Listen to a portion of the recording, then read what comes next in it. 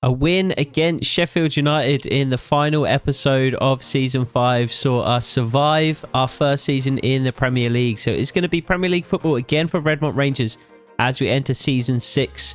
So what today's episode is going to be of the Redmont Rangers Road to Glory Career Mode on E80 FC24, the off-season episode. We're going to go through transfers, we're going to go through contract extensions, formations, tactics, all that kind of thing to get set up, ready for our second season in the Premier League. So let's get into it.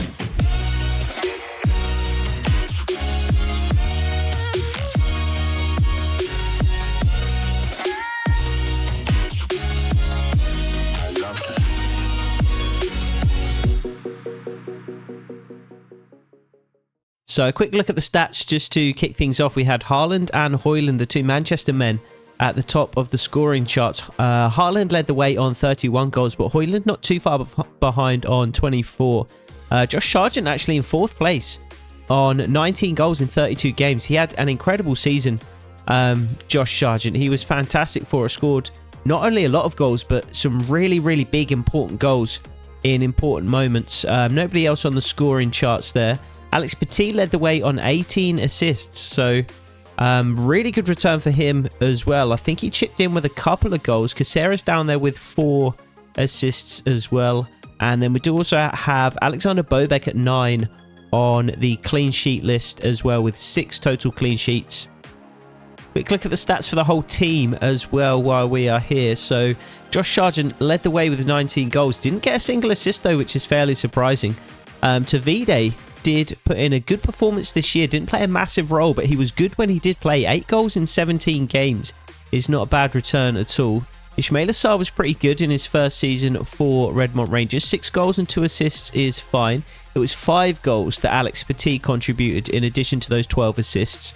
4 and 4 for Matthew Garbett. 4 goals in 13 games for Dane Scarlett. Again, quiet season for him, but not too bad at all as a kind of rotational squad player.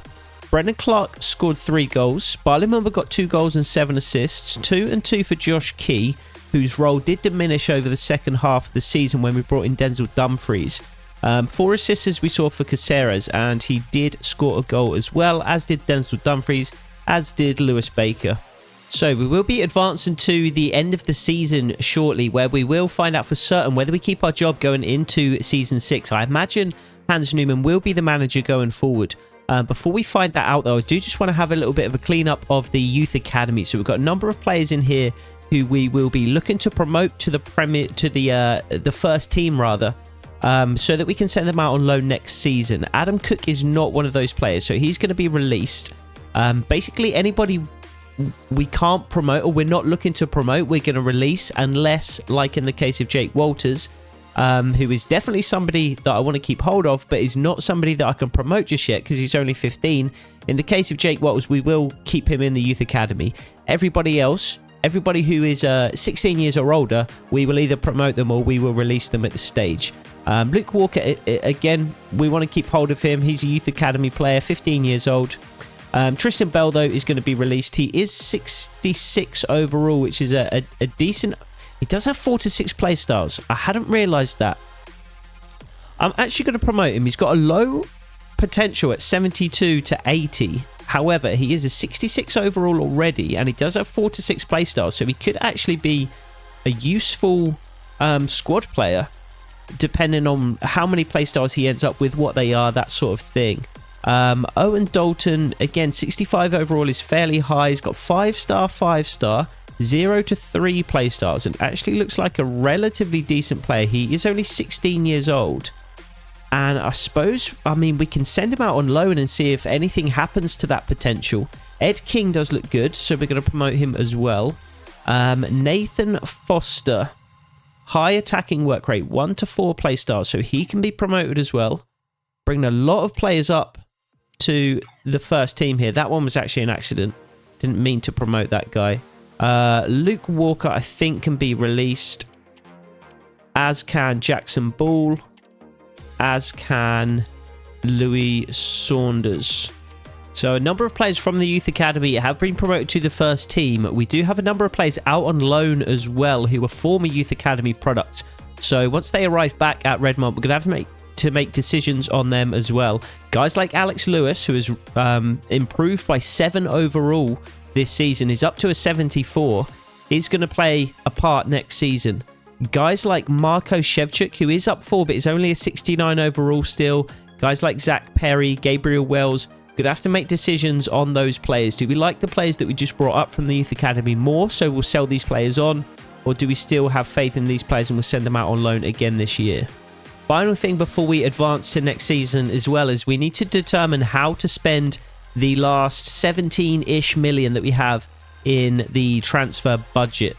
I do have my eyes on a couple of players. We need a right back for next season. We need a centre back or 2 for next season. We could do with a centre midfielder for next season as well. Patrick Pfeiffer is a guy that I very much have my eye on. Probably about 12 million we could get him in for. So it might not be the best use of our funds because we still have a couple of million left over. It was, there's a centre midfielder who I'm very much interested in as well. We've got so many centre midfielders on our shortlist. James McAtee was the other one. 16.2. The assistant manager thinks we could get him for, but he does have a release clause of almost 40 and a market value of 20 million. So I think we try and spend the remaining money on James McAtee. So we will put in an offer of, let's just try 15 million with a 10% sell-on clause initially, and we'll see how Pep feels about that. He wants Barley Mumba and 2.65. He's not getting Barley Mumba. That tells us he wants about 16 million. So let's go back in with 15.5. He doesn't want a sell-on clause. 16.1 would get it done, Pep says. Let's go back in with 5.75. We really are pinching the pennies because we don't have very much money left here at all. Insisting on 16.1.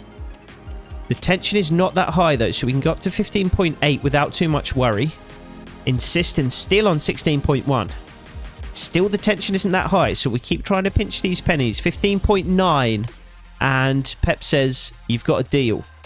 So let's try and negotiate a contract with James McAtee as well. We don't have a lot of money left in the transfer budget. It's suddenly gone up to 7.5 million and 146,000 for some reason. I'm not sure why that is, but I'm not complaining. He wants a crucial squad role, which he'll get. He wants 4 years, which he will get. He wants 59,000 plus a bonus. He's not getting the bonus. Let's try and make use of that money since it is there. Let's go 1.5 million. Let's bring this down to 50. Can we grab him for that? He wants 59 still. Let's try 55 and 1.25. I reckon that'll get it done, and it does get it done. So James McAtee is the first signing of the summer before the season ends, but spending the leftover money that we had from sales in January to get that done ahead of the summer window. So we do get an A for the deal. This, hopefully, is going to be our creative central midfielder. The player that we're bringing in, the player that we thought Alex Lowry could be, the player that Matthew Garbutt to some extent has been at the lower levels but can't really be in the Premier League. So James McAtee, welcome to Redmont. Quick look at the board objectives before we do advance to the next season as well. We did achieve both of our short-term youth development objectives. We did achieve one of our brand exposure objectives. We sold 3 players, which wasn't too difficult. We didn't manage a streak of 5 wins this season though. We did avoid relegation in the Premier League, but we didn't reach the round of 16 in the FA Cup. I don't think we've done that yet the entire series. And we haven't yet increased our club worth by 20%. However, I'm not sure whether we've received the money from the Premier League yet. If we haven't, then we will certainly achieve that objective. So we have reached the end of the season here. We didn't achieve that last financial objective, but we can see our final results there. 16th place in the Premier League, 3rd round of the FA Cup, semi-finals of the Carabao Cup was a fantastic cup run, and then the Champions Trophy is just the pre-season trophy there. So let's end the season and see whether we are retained next season. They would like us to remain in post for next season, so we can advance into Season 6, Season 2 in the Premier League. Let's get started. So into Season 6, we have a couple of new kits for this season. The home kit remains the same, the retro style red and black stripes. We've got a new away kit and a new third kit as well, which we will debut at various points in the upcoming season. And now we get into the good stuff. We find out how much money we're going to be working with this season. It's not as much as I would have hoped. Only 22.5 million as the initial transfer budget that the board have set for us. So we're going to have to do some wheeling and dealing really to get this squad filled out. We do have a couple of players to sell and loan out, however, so the transfer budget should increase slightly, probably not by a great deal. These are the players that I've listed for transfer. Freddie Gardner, who we got in from Sheffield United as part of that Daniel Jebison deal, only 1.2 million. Only 1.8 million rather for Alistair Forbes, who will be on his way out. And then Shevchenko as well, just a couple of million for him. So we might get up to around 30 million, the transfer budget. Loanees for this season: Tristan Bell, Owen Dalton, Gabriel Wells, Patrick Bolton, Zach Perry, Ed King, Nathan Foster. Those are going to be all of the loanees. So players that were brought up from the youth academy that we're hoping develop into future Redmont Rangers players. Jesse Cartwright, offers are still currently blocked on him. And then Nathan Baxter is desperate for a loan. I would rather sell him though if we can. We do want to look at board objectives as well at the beginning of the season here. So we have brand exposure has been increased to critical. I'm pretty sure that was only high last season. So interesting development there. We just have the long-term objective left to complete on youth development. So the 2 short-term have carried over from last year. We need to sign a crucial first-team player assigned to a defender position. We're certainly planning on doing that in this particular transfer window. We need to try and get a streak of 5 clean sheets this season as well, which will probably be quite difficult. We need to finish mid-table, which is our own objective set for ourselves as well. We need to kick on from just avoiding relegation. And again, round of 16. Maybe this will be the year that we finally achieve that. We have increased our club worth by 20%. And we need to reduce player wages by 25,000 a week. That's interesting. It's probably doable. However, it might be slightly difficult with the players that we are planning on bringing in. So a couple of departures to update you on. We have sold Alistair Ford, we have sold Shevchenko, and we have sold Freddie Gardner. We've also loaned out King, Bolton, Tristan Bell, and Nathan Baxter for this season. There are a couple of arrivals that I do want to secure as well. The first of which is Denzel Dumfries. We did have him on loan last season, just for half of the year. And I would like to try and secure him on loan again. It looks like Inter Milan are going to be happy enough to negotiate that with us. So we'll try and split his wages down the middle. And Inter Milan, it is as easy as that. They do accept. One other defender I want to bring in for this season as well, somebody I had my eye on last transfer window, is Patrick Pfeiffer. So big, strong, 6'5" centre-back. My plan for him is to play him in the centre of a defensive 3 and push Jesse Cartwright over to that left-hand side of the 3. Not left back, but left centre-back, basically, is what I'm getting at. So let's put in an offer of 10 million. For Patrick Pfeiffer and see what they say. They want 14.7, which is more than I wanted to pay for certain. But let's try 11.5. And they do actually drop down significantly from what they asked for. So we could well strengthen our defensive line with 2 crucial players here. We need to sign 1 to meet that objective. And that 1, it looks like, is going to be Patrick Pfeiffer. We don't need to give him a bonus for appearances. Let's give him 30,250. I think he'll probably accept that, and he does. So, Patrick Pfeiffer, second new arrival after James McAtee to Redmont Rangers. We were a little bit vulnerable down our right-hand side last season, particularly when Josh Key was playing. Josh Key and Caleb Taylor, not the strongest defensive pairing on that right side. Caleb Taylor remains, but Denzel Dumfries is going to be one side of him, and Patrick Pfeiffer is going to be the other. Jesse Cartwright is going to shift over to play that left centre-back position. So, as you can see there, absolutely dwarfing Hans Newman. So he's going to be a big, strong partner alongside Jesse Cartwright. Jesse Cartwright big and strong as well, but he does have the pace to play one of those wider centre-back positions. So we have secured ourselves another centre-back, Kenji Yamada, just a 22-year-old centre-back, 72 overall. We only paid 1.8 million for him. He is just depth for us. He's going to be our 5th centre-back, but just a bit of extra depth just in case of injuries, just in case we need to rotate the team and things like that.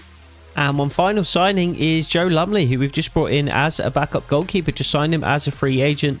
We just need a number 2 behind Alexander Bobek for this season, and Joe Lumley fits the bill. So this is going to be the team going into Season 6. A couple of new players in the starting lineup. We're going to go with Alexander Bobek.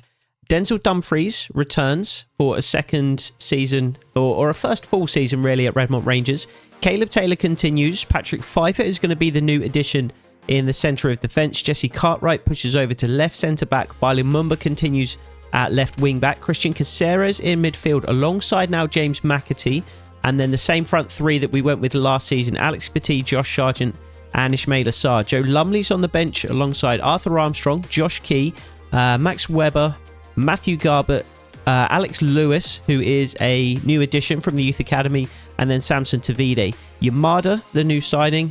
Shevchuk, another Youth Academy prospect or product. And then Brendan Clark and Dane Scarlett is going to round out the reserve. So that's going to be the team that we go with this season. I do also plan on experimenting with a 4-2-3-1 formation this season as well, and that would look a little something like this. Weber would come into midfield alongside Caceres. McAtee would push up to that number 10 position, and then everything really would kind of stay the same. It's Weber coming in for Caleb Taylor. That's the single change in personnel. The rest is just a change in shape. So I'm going to play around with this in pre-season and see how that feels, so that we've got an alternative to the 5-2-3 if we do need one this season. Might also continue trying to play with that flexi system that we really didn't try out too much last season, just for a game or two. We might return to that at some point and you know, return to that experiment, see how it does for us this year. So I did play some preseason games. We won one, we drew one, we lost one. I did experiment with the 4-2-3-1 and it felt pretty good. It felt like a formation that we're going to need to use against teams that we do want to dominate possession against. When we've got a significant advantage over a team, I think we could probably go to the 4-2-3-1. I think for now we will be sticking with the 5-2-3 formation. So just one last time, let's go over the team that is going to begin Season 6 here in the Redmont Rangers Road to Glory career mode. So it's going to be Alexander Bobek in goal, a back 5 of Denzel Dumfries, Caleb Taylor, Patrick Pfeiffer, Jesse Cartwright and Bailey Mumba. Christian Caceres and James McAtee are going to be the midfield pair. Alex Petit, Josh Sargent and Ishmael Assar leading the line up front. It's going to be Joe Lumley, Arthur Armstrong, Josh Key, Max Weber, Matthew Garber, Alex Lewis and Samson Tavide on the bench, with 4 reserve players, Yamada, Shevchuk, Clark and Dane Scarlett as well. The fixture list is in. Unfortunately, we begin the season against Manchester City. It's at least a home game, so a visit from last season's champions at Redmont Arena. We do then have Nottingham Forest. We played that all-important game, the second to last episode of last season. That victory over Nottingham Forest really went a long way to securing our Premier League status into this season. So we're going to quick sim a game against them, and then we have a cup game against Crystal Palace at home as well. So those are going to be the 3 fixtures we kick off Season 6 with. Really looking forward to this one. I hope we can kick on and really push towards the middle of the Premier League, rather than just hanging on for dear life and trying to maintain our status as a Premier League club. We do have 15 million left in the bank. So come January, we can make another signing, potentially 2, to try and secure that mid-table finish this season. So we'll look forward to that in the next episode. As always, I hope to see you there. Take it easy.